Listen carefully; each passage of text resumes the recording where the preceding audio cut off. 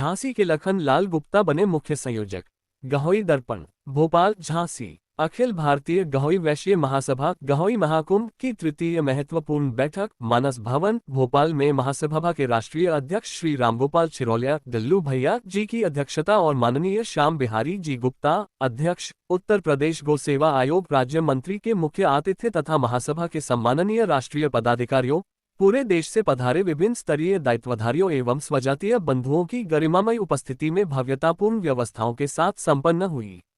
बैठक में मुख्यतः 17 जनवरी 2027 को झांसी में आयोजित होने जा रहे गहोई महाकुंभ की तैयारियों पर गहन विचार विमर्श किया गया। साथ ही महाकुंभ को भव्य एवं दिव्यतापूर्ण संपन्न करवाए जाने हेतु गहोई वैश्य समाज झांसी के वरिष्ठ समाजसेवी एवं प्रतिष्ठित उद्योगपति श्री लखन लाल जी गुप्ता को सर्वसम्मति से मुख्य संयोजक मनोनीत किया गया।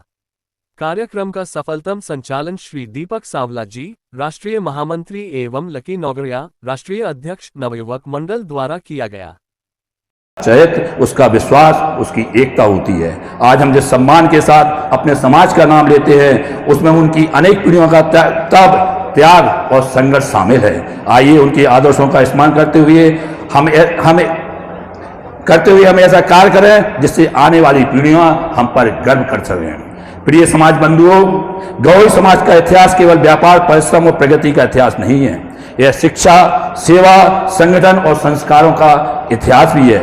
हमने समय समय पर कठिन परिस्थितियों का सामना किया लेकिन अपनी एकजुटता और परस्पर विश्वास के बल पर सदैव आगे बढ़ते रहे।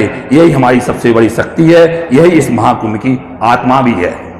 साथियों, झांसी केवल एक नगर नहीं है बल्कि साहस स्वाभिमान और राष्ट्रीय चेतना की भूमि है। यहाँ पर महारानी लक्ष्मीबाई ने आप सभी को उनका बलिदान याद होगा। यह वीरता आत्मसम्मान और संकल्प का प्रतीक है। ऐसी प्रेरणादायी धरती पर गहोई महाकुंभ का आयोजन होना हम सबके लिए गौरव का विषय है। हमारा प्रयास रहेगा कि झांसी की इस ऐतिहासिक विरासत के अनुरूप हमारा आयोजन भी अनुशासन गरिमा और उत्कृष्ट व्यवस्था का उदाहरण बने।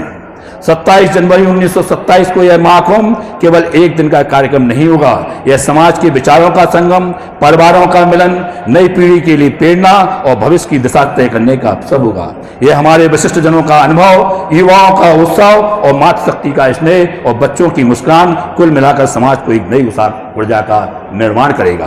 प्रिय साथियों, इतना विशाल आयोजन करने किसी एक व्यक्ति या एक समिति के प्रयास से नहीं होगा। उसकी सफलता तब सुनिश्चित होगी जब समाज का प्रत्येक व्यक्ति इसे अपना आयोजन माने।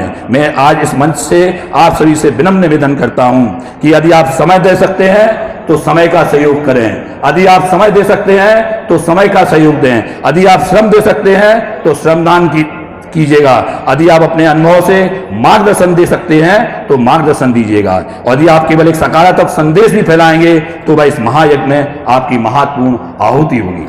हमारा लक्ष्य केवल एक समान कार्य